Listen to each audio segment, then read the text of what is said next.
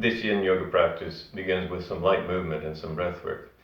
And then the Yin sequence includes Sphinx Pose, Square Pose, Dragonfly Pose to Fiti Pose, and we'll end with Reclined Butterfly. So some props that might be useful in this practice. If you have a couple of pillows, then get some pillows. If a couple of blankets will always be handy. And again, if you have a couch cushion is always handy to have around. So spend a few moments here to set your intention, and then we'll start the practice.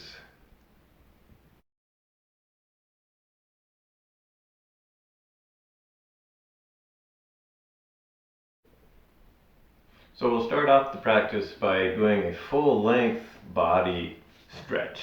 So wherever you're at, lay yourself onto your back. Lengthen out through your entire body so legs are extended. Extend your arms overhead, maybe interlace your fingers and press your palms towards the wall behind you. So get very long here. Stretch out each leg, maybe the left leg, point and flex the foot a few times, and then the right leg here, and then reach up through the arms.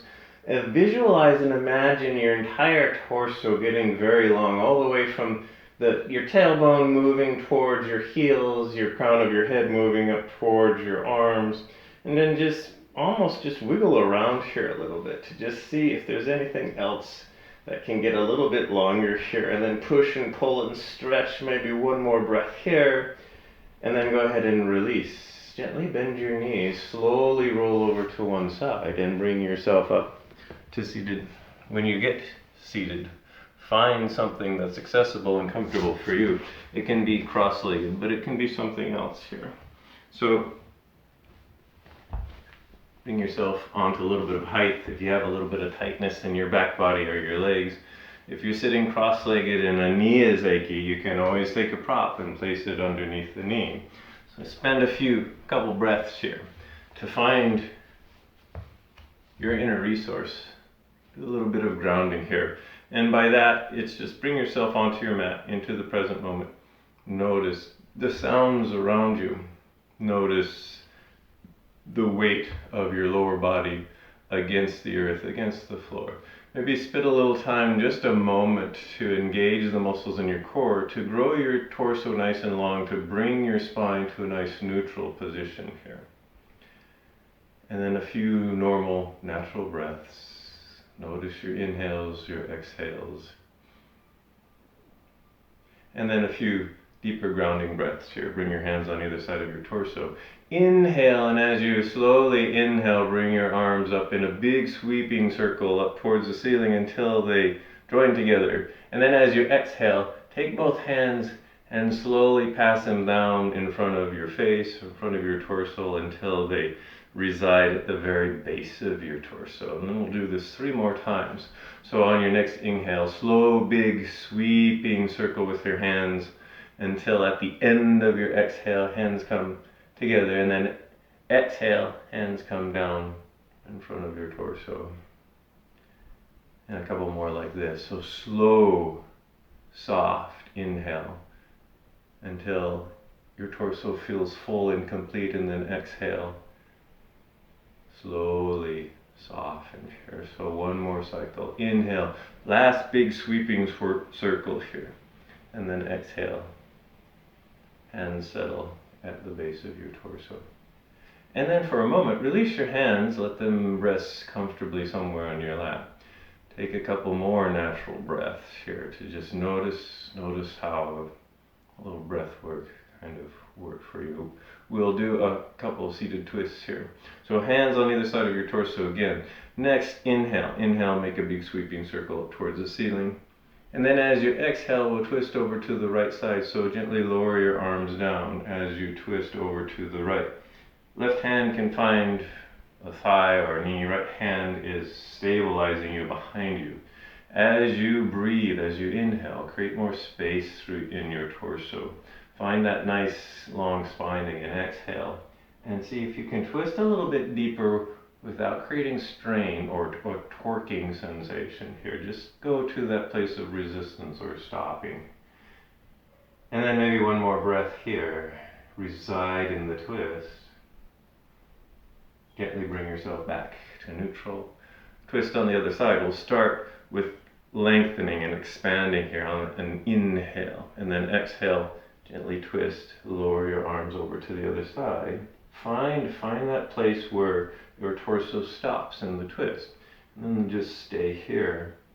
A couple breaths or so, feel the twist. And then after that next breath, slowly release the twist. You might even want to do a little bit of a counter twist. Here, come back forward, and then we'll get into the first yin postures, which will be Sphinx. So Sphinx will hold for about 3 minutes. So make your way onto your belly, legs comfortably extended out behind you. Draw your elbows underneath your shoulders, shoulder width apart, and if you don't know what shoulder width apart is, you can experiment by just clasping your elbows with your hands, and that's going to be roughly shoulder width apart. And then you can do whatever you want to with your hands here in Sphinx here. So the physiological principle behind yin is relaxing the muscle fiber to create light traction in the connective tissue system. So we do that through 3 principles of practice here. So the first principle is finding our edge. And our edge is that place where our body stops and we begin to feel the sensation. The intention of Sphinx Pose is a back bend in the lower back, the lumbar and the sacrum part of the spine. So if you're feeling a little bit of light compression, which is a type of traction, then you got the idea of this.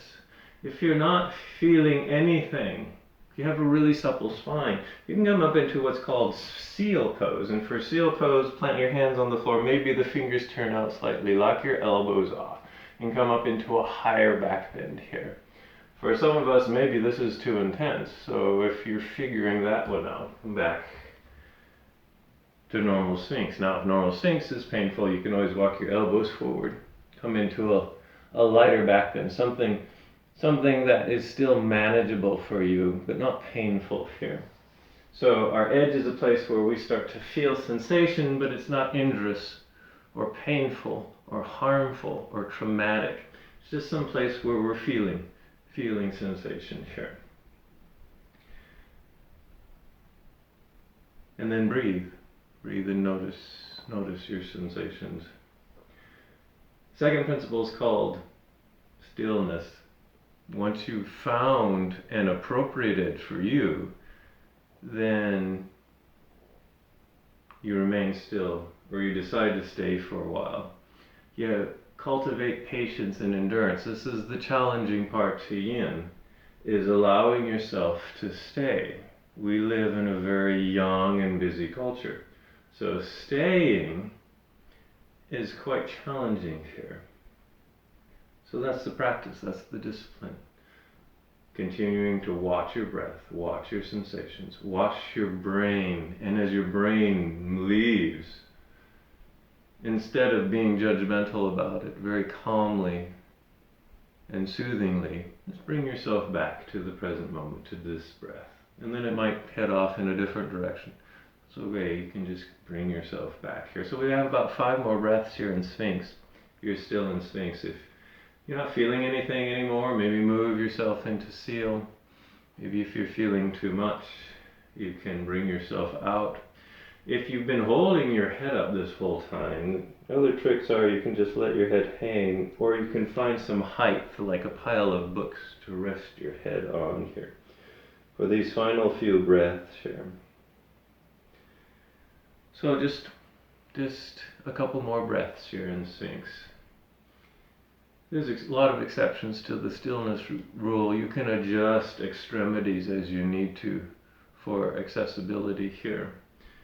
But we're pretty much done with Sphinx here, so we're coming out. So very gently lower yourself down onto the ground and then stay here for just a couple of breaths. You can make a pillow with your hands and then just rest your head on your hands here. Stay here for a moment. And then when you're ready, the counter pose after Sphinx is Child's Pose. So plant your hands, press yourself up, And then press yourself back. You can try wide-legged child's pose, and for that, take your knees about mat width apart. And then sink your hips back towards your heels as far as they go until they stop. And then when they're not going anymore, you can begin to lower your torso down, extend your arms forward, and just reside here for a while in child's pose. Soften, settle here. This is the counter pose, so we're not here for very long, just a few breaths. But we can add some lateral bends to this while we're here. So plant your hands, engage your arms, lift your head and your torso up just a little bit so you can start walking your hands over to the left side. So you're creating a lateral bend and you're opening up through the right side. So you walk over, walk over, walk over until you feel that sense of resistance as your right side opens up, as you create the lateral bend in the spine. Now you can just stay here, soften and settle. But maybe after a breath or two you're not feeling much, and so you can walk your hands over a little bit farther to deepen and increase the lateral bend here. One more breath here. And then you start walking yourself back towards center. Maybe pause in center. And then we have the other side to do. So gently begin to walk yourself over to the other side here. Soften and settle on this side. Now you can stay where you stopped, or maybe after a breath or two you decide you can go a little bit further. And so you can walk yourself over to the other side. Stop and settle here for one more breath, and then bring yourself back to center. When you get back to center, then bring yourself up. And we're coming into our next yin posture. The next long held posture is a posture called square pose. So again, if you have tightness in your back body and the backs of your legs, maybe sit up on a little bit of height. It can also be a pillow if you have a pillow handy here. Start out with legs extended out in front. And then for square pose, bend the left knee. Bring the shin perpendicular to the direction you're facing. Lay it on the floor. Bend the right knee 90 degrees. See if you can stack the right shin on top of the left shin. For some of us, we will discover that this is much more difficult than it looks here. And if you're finding that out, there'll be an alternative. There'll be eye of the needle that we can do instead. I'll finish demonstrating square pose. So you can rearrange, make little adjustments to where your ankle ends up on your knee here if there's an uncomfortable pressure point here. This is meant to be a hip opener. That's the intent of the posture. So if the knees or the ankles are taking a beating here, rearrange them however you need to. Now if the knee is floating and that is not feeling very good, you can always take a support and put it underneath the knee. It depends on which knee is achy. If it's this knee, then the support goes underneath that knee here, just to see if that creates a little bit of more stability here. So this is the posture, and you can do things like folding forward if you like to fold forward. We can multitask here. We can add a shoulder opener. So we can try eagle arms here. And so extend your arms out to either side. And then bring your left arm underneath your right, cross above the elbows, and make your version of eagle arms. So your elbows bend, maybe bring your hands just to your shoulders. Maybe catch your fingers, or maybe make eagle prayer hands here. And then maybe for a moment, do a little bit of yang work. So lengthen up through your torso just for a moment. Press your elbows forward and up. Maybe hold this for a breath. This is yang, so we're not here for very long. And then soften your torso, soften your arms. And if this is not painful, see if you can maintain eagle arms for maybe 1 minute, maybe 2 minutes. We'll try 3, but you don't have to hold the eagle arms for 3. Maybe if it's not painful, maintain the square pose for 3 minutes. Okay, so you can stay here. You can also fold forward any amount, find your stopping point here, reside here. Or if you're finding all of this too awkward, too painful, too strainful, then you can try eye of the needle pose. So slowly, gently make your way out of this pose, make your way onto your back. And eye of the needle is where you bend both knees. Both feet are on the floor. Take the right ankle, place it on the left thigh, right knee is out wide here. And if this is enough sensation, you stay here, or you draw this left leg in, and you can clasp your hand behind the left thigh or in front of the left shin.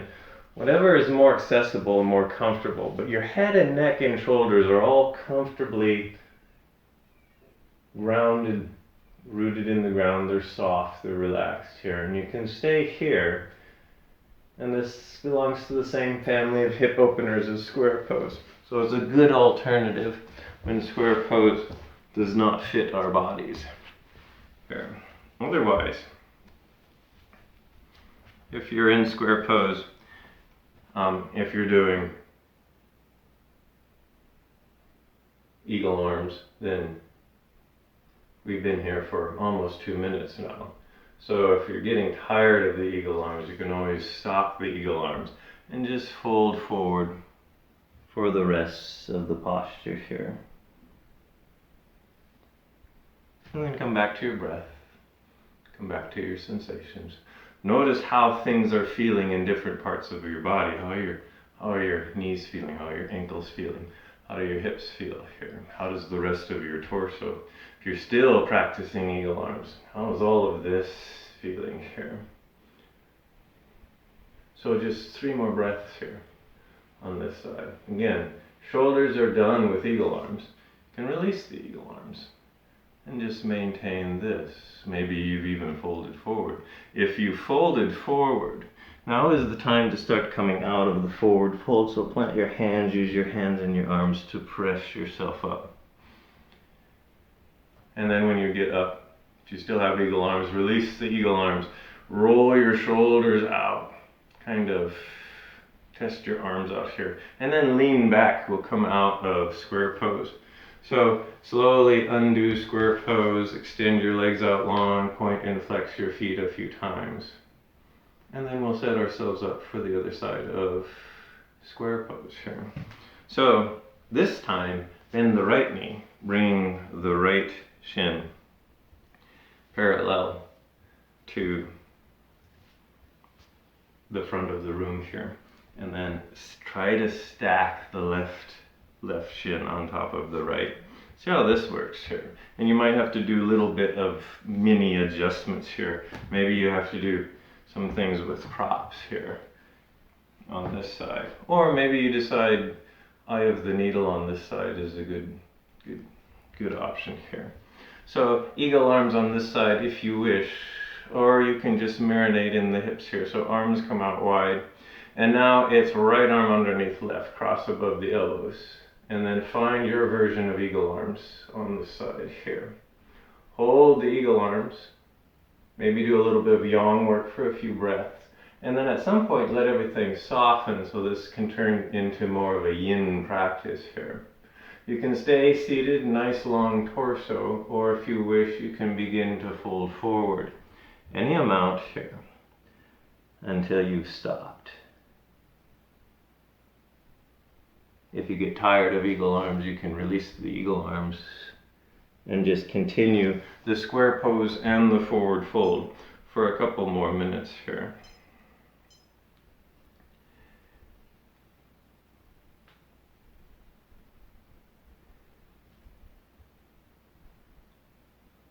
So a long time ago, in a land far, far away, somewhere in the middle of the northern Great Plains, there lived a farmer and his teenage son.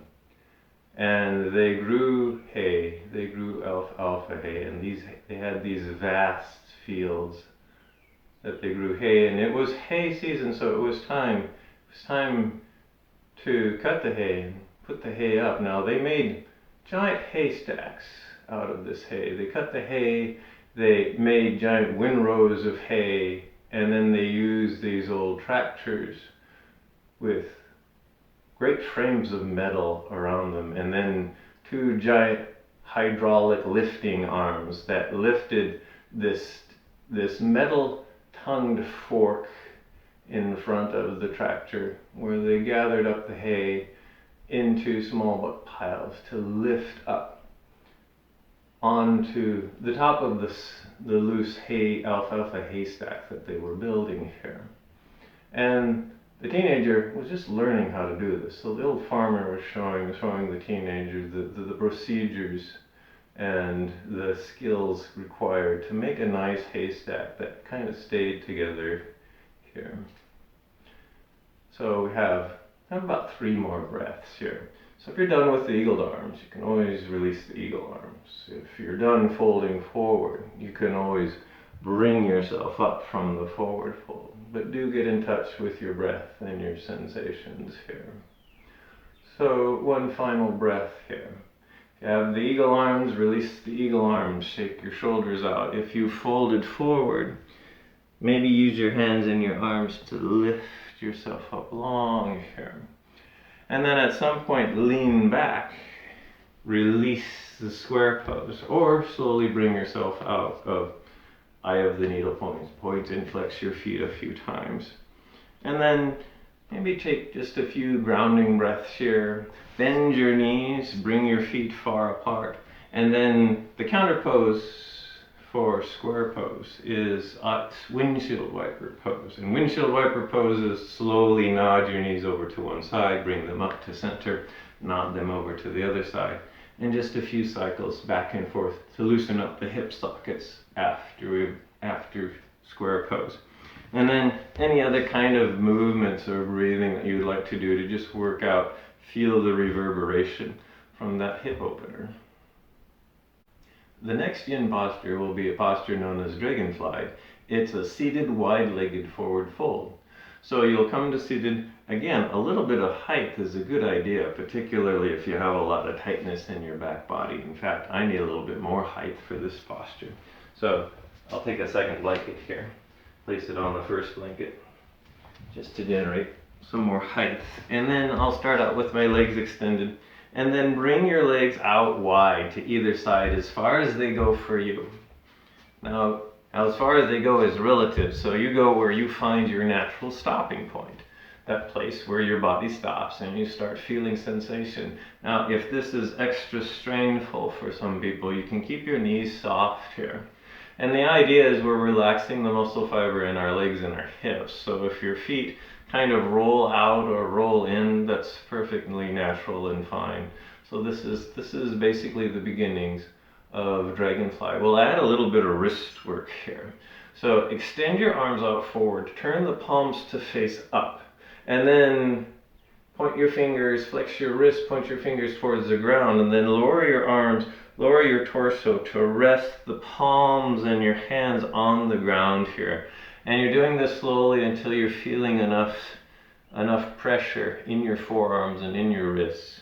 Now, if you're not feeling anything, you can move your hands out farther until you are feeling something. If you're feeling too much, if this is painful, then bring your fingers in closer to your hips. Maybe don't put so much torso weight on here. So you'll have to govern how much weight you put on your hands to just get enough pressure that you're feeling enough sensation that you can tolerate here. Now, we won't stay here with the wrists for very long, so we're just here for about a minute. We've already been here for about a half a minute, so about 5 more breaths here. And you just notice again, notice how much you're feeling. Note if it's too much, then you back yourself off.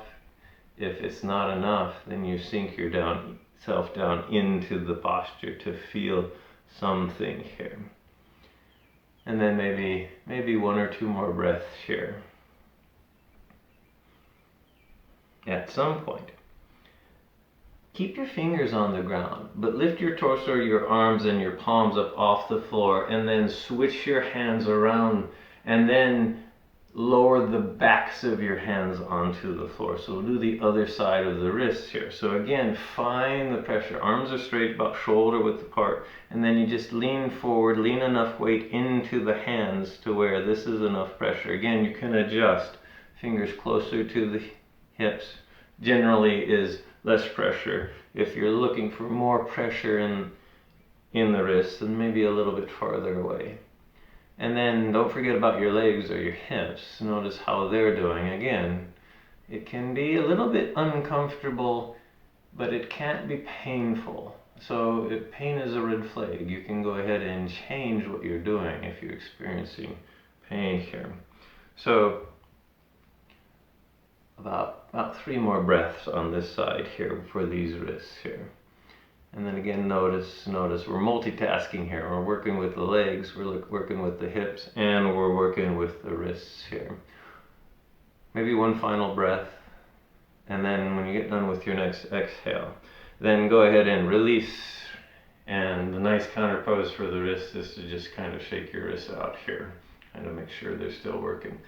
Now you can come out of Dragonfly if you've had enough of Dragonfly, but if you'd like to stay here for one final minute, you can just stay here with a nice neutral spine, or if you wish, you can fold forward. So fold and round your spine any amount until again it stops. Now if this is too strainful on your torso, again, grab pillows or couch cushions, make a tower underneath your torso so you can just kind of rest your whole body onto the torso here. So just about 5 more breaths here. And then just notice. So one beautiful spring morning, both the farmer, his teenage son, went out into this vast field of alfalfa that had been cut and windrowed, and it was time to stack some hay. Now they both had their own tractors, and they were both going to get busy in this vast field. The teenager had just got done learning about the skills and the procedures to make hay stacks, and he was ready, at least he knew he was ready. And he had watched his father build lots of haystacks, and now it was his turn. One more breath here, and then go ahead and plant your hands and slowly bring yourself up. Maybe lengthen out through your spine first if you did a forward fold, and then sit back and lean back a bit, and this will make it easier to bring in your legs here, maybe one leg at a time here. Oh, take your time. You can be slow here. This is not a fast moving practice. And then maybe work out the little aches here. So point and flex your feet, bob your knees up and down. You can do other things. The counter pose time is an organic time to work out a lot of the stagnation here. You can do something fairly young here. My counter pose today for me will be downward facing dog. So for this, you just plant your hands a little bit shoulder width apart, hands rooted, tuck your toes under, lift your knees up, and press yourself up and back into a downward facing dog. This is a yang posture, so feel the rootedness of your hands and your feet. Knees can be bent to keep the spine nice and neutral here. Just one more breath here, and then slowly come out of downward facing dog here. And then we'll set up for a supine twist yin posture. So here some props might be handy. If you have a couch cushion, grab that. But if you have a couple of pillows, then take some pillows, set them end to end long ways along your mat. And then if you have a nice soft blanket, maybe unfurl the blanket to about this shape to kind of cover up the pillows here. And then from here, come to seated with one of your hips up against the pillow, and you're sitting perpendicular to the long end of the pillows. And then bend both knees and sweep your shins back so that they're bent back here. So you're facing 90 degrees from the length of your pillow. Grow up tall through your torso, and then turn your torso. So I'm twisting through my torso to face the pillows here that I've made, and then slowly walk yourself down so that the front of your torso ends up resting on the pillows. When you get to your head, figure out which way your head and neck need to turn. Experiment with turning your head and neck away from your knees here, like this. Now, if this is too strainful on your head and your neck, then turn it the same direction as your knees here. The idea with this is a spinal twist. The idea with this twist is once you've settled into this twist, soften and relax and release everything. You might have to rearrange arms so that you're really sinking into the pillows. And arms, legs, hips are supported by the floor. And then all you have to do is stay here. So again, we'll stay here for a few minutes. You just notice the sensations. Some of us, they might be pretty dramatic here, which means you need to remind yourself to come out early if you need to. If they're subtle, then all you do is just sort of stay here for a few minutes.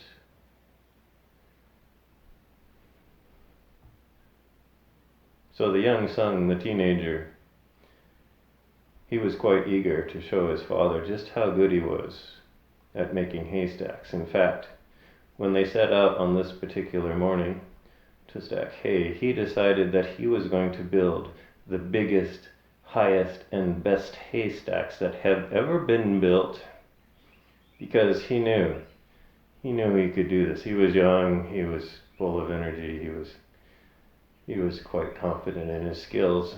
And so as they set out in this morning, they went around, they started gathering up hay from the windrows, and they started building their stacks. And as the morning progressed, the young teenager was doing what he had intended. He kept building and building and building on his stack and getting higher and bigger and larger. And it was turning into a monstrously huge stack.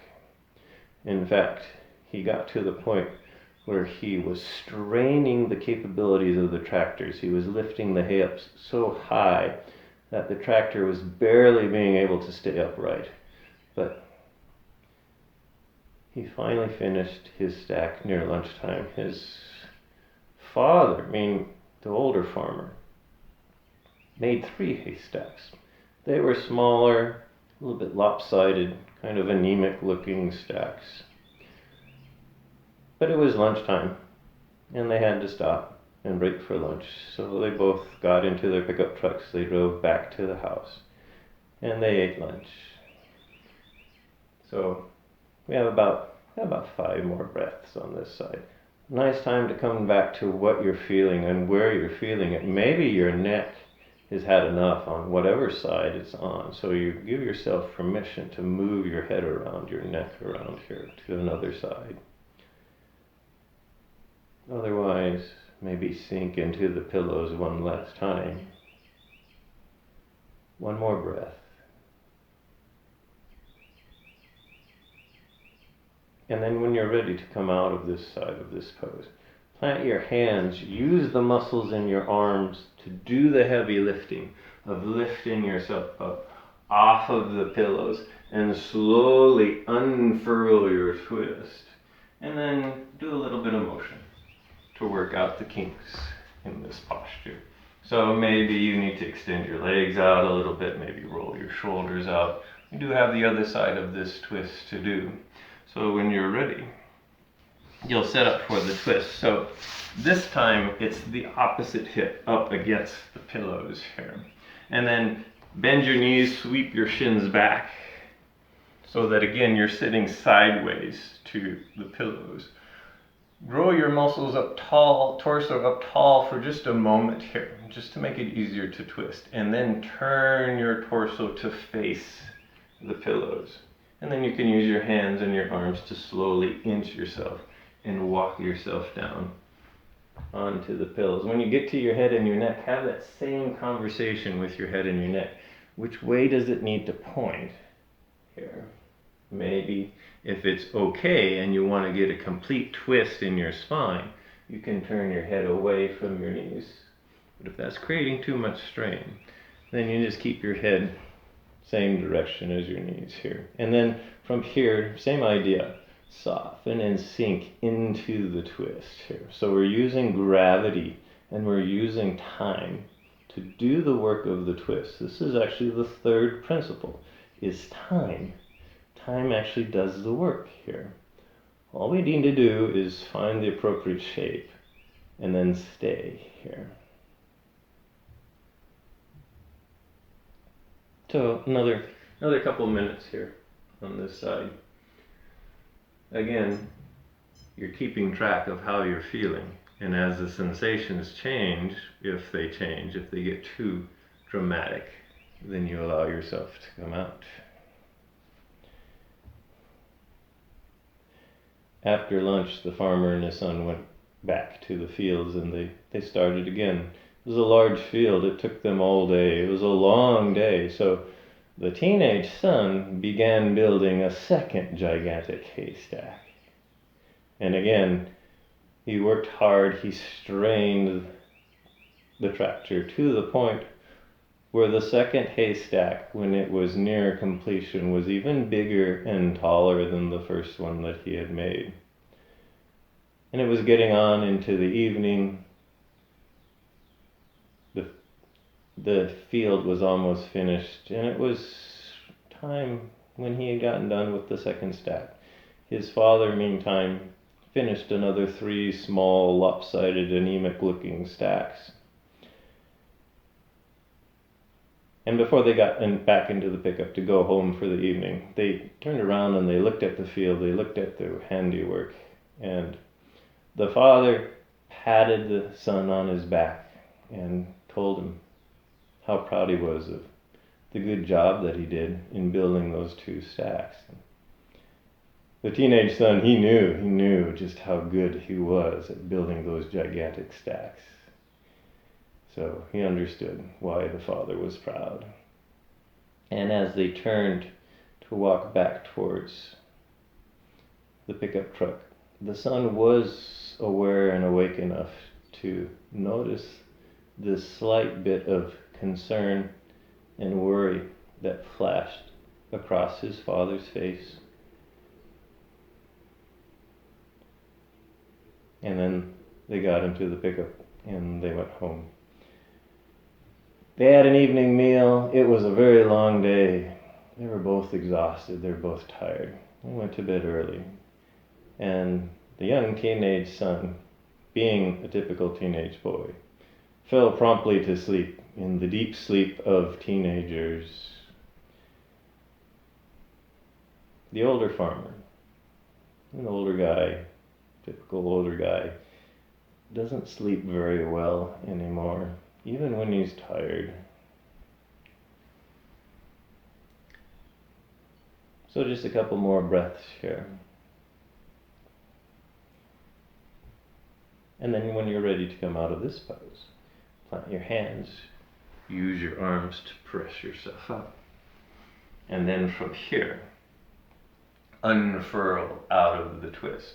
A little bit of movement to kind of find your bearings in your orientation here. You can wiggle around a little bit here, and then we'll set up for the next yin posture. The next yin posture is known as Reclined Butterfly Pose. So it's nice to have some props if they're available, although you can also do this pose with no props here. A couch cushion can be particularly helpful, but we can also do this posture just with a few blankets and a few pillows. So again, you can take the pillows, have them lined up just like we did for the twist here, or you can even stack the pillows one on top of the other. It just depends on the shape here. And then we can just leave a blanket draped over the pillows. This is meant to create some continuity in the pillows. So pretty much the same setup as the twist here. And then what you can do is you'll come to sit on the edge of with the back side of your torso on the edge of the pillow. So instead of the side of the hip, it's the back of your hip now. And then you'll bend your knees, put your feet on the floor. Let your knees lower out to each side with the bottoms of your feet coming together. So this is called butterfly legs. Now, your heels can be whatever distance is most comfortable for you here. Some people like their heels in close. Some people, I like my heels fairly far from my hips here. And then notice how much your knees are floating. If they're floating a lot, and that feels really unstable, you can always take some sort of height, another pillow, or a blanket, place it underneath the knees here. If they're floating and they feel fine, they can float, or some of you, the knees might make it all the way to the ground. And then from here, slowly lay back onto either the pillows, or if you have a couch cushion is nice. And then arms are out wide. If you are laying on a couch cushion, let your shoulders just kind of droop back here. So collarbones, torso open. Torso is nice and broad here. Head and neck are comfortable, so maybe an extra pillow under your head and your neck if that feels good here. Take your time to set up for this pose, so we'll be here for a few minutes again.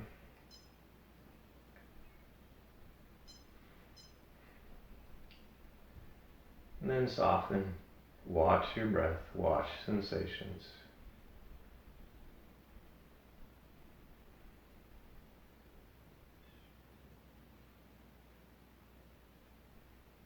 Well, around midnight, the wind began to pick up.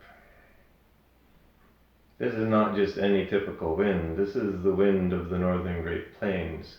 This is winds that can pick up to 40, 50, 60, 70 miles per hour and stay there for hours. And as the wind howled, the old farmer lied there in his bed and listened to the wind. And it blew for 3 or 4 hours. And then it finally died down in the morning. So as the sun rose, both the farmer, teenage son, woke up, had breakfast, got ready to go out to work for the day. And as they were figuring out what chores they needed to do, the farmer looked at the teenage son and he said, "So it got a little bit breezy last night."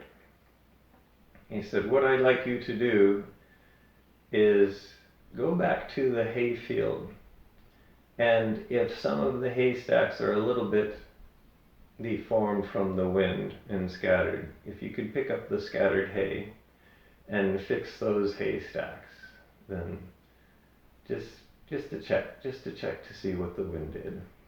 I've got some other chores, things I need to get done." So the teenager got into the pickup, drove out to the field. As he was driving out to the field, he knew exactly what he was going to see. So the night before, they left the field and there was 8 haystacks, 2 gigantic ones and 6 anemic ones. And he knew if there was anything he was going to have to fix, it was probably going to be his dad's small anemic haystacks. So as he pulled into the field, he looked at the field and he noticed that there were 6 anemic looking haystacks in the field. The 2 gigantic haystacks that he made the entire day before were nowhere to be seen. The remnants of them were scattered around the entire field. So the teenager got onto one of the tractors, and he went around and he gathered up the rest of the loose hay, and he made 4 anemic, lopsided, smaller stacks. Pretty much the rest of that day before he went home in the evening.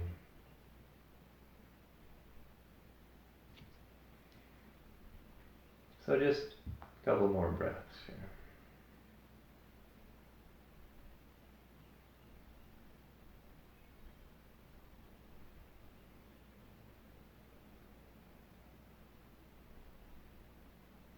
And then at some point, you can begin to bring yourself out of this pose. So maybe take your hands, use your hands to bring your legs back up to center. And then very gently roll yourself over to one side. And then from here we're moving into our final posture, Shavasana here. So if you like Reclined Butterfly Pose, maybe that's your Shavasana posture for today. Or do any final movements and motions to get ready for your resting pose. And maybe you'd like to do just a traditional Shavasana, which is just arms and legs extended on the floor. Again, you have pillows here if you need a pillow for your head. Otherwise, slowly lie back. Arms and legs extended. If your low back is feeling achy, maybe soften the knees here a bit. Otherwise, just soften and settle one final time. So the point to Shavasana is focused relaxation. In order to achieve those intentions, one actually must feel comfortable enough, supported enough, and secure enough to actually soften and release tension and muscle fiber. So if this posture is not doing that, is not helping you with that, find a different posture. Lay on your side, do legs up the wall, or you can just sit quietly in meditation here. Otherwise, soften your feet, soften your legs, release your arms, shoulders. Soften your head, your neck, here, kind of wiggle around. You can move your jaw around, so soften your jaw, release your tongue. Whole inside of your mouth released. Soften the insides of your left cheek and your right cheek. And the skin around the outside of your mouth. Soften your nose. Release your chin, the skin around your left ear, and the skin around your right ear. Release the muscle fiber around your left eye and the muscle fiber around your right eye. That space in between your eyes, the third eye. Soften your forehead, your temples, the crown of your head. Release, relax your brain. Have nowhere to go, have nothing to do. Postpone being a human doing. Give yourself permission to be a human being. Notice what it's like to simply exist, to simply breathe.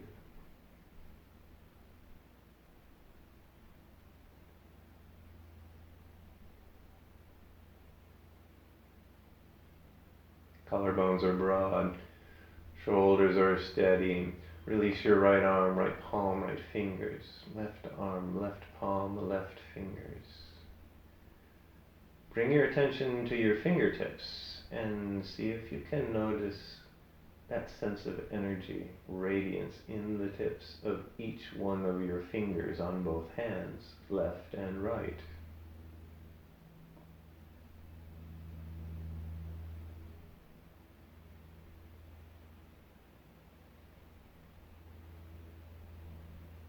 Soften through the rest of your torso. Relax your rib cage, your abdomen. Continue to release down through your hips, thighs, knees, shins and calves, ankles, heels, soles and tops of your feet. Release and relax all of your toes, and then see if you can again bring your attention to the tips of each toe and notice that light tingling, that life force that exists clear down there in the tips of your toes. Release, relax, and surrender your body-mind 100%. Visualize yourself lying in a field of blooming alfalfa. It's a warm spring evening. The sun had just set. There's a cloud bank overhead, and as the sunlight bounces off of the clouds, it turns the clouds this deep fluorescent orange color. The entire sky is orange, and there's thunderstorms on the horizon, and you can hear, you can feel the soft rumbling of the thunder, and you can feel the breeze softly cooling your face.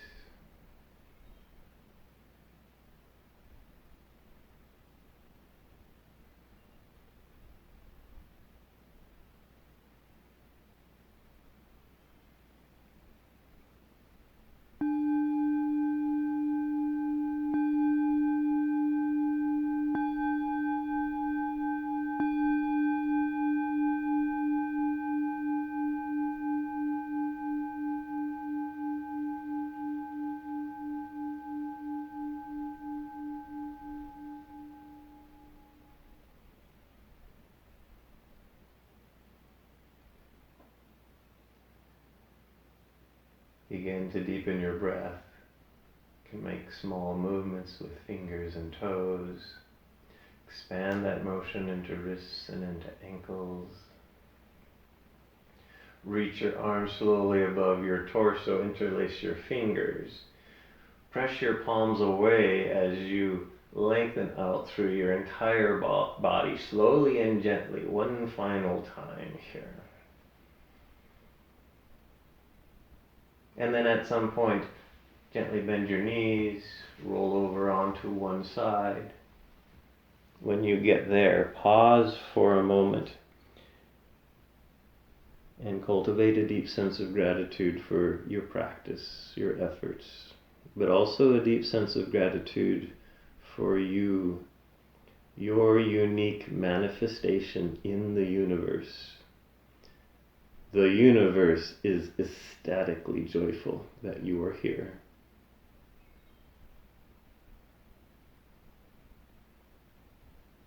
And then when you're ready, gently press yourself up to a comfortable seat. For a moment, find your roots. Notice your center. Take a few breaths here, and then bring your hands together in front of heart center. I'll end practice with one chanting of Om. You can either join in or simply listen to my voice.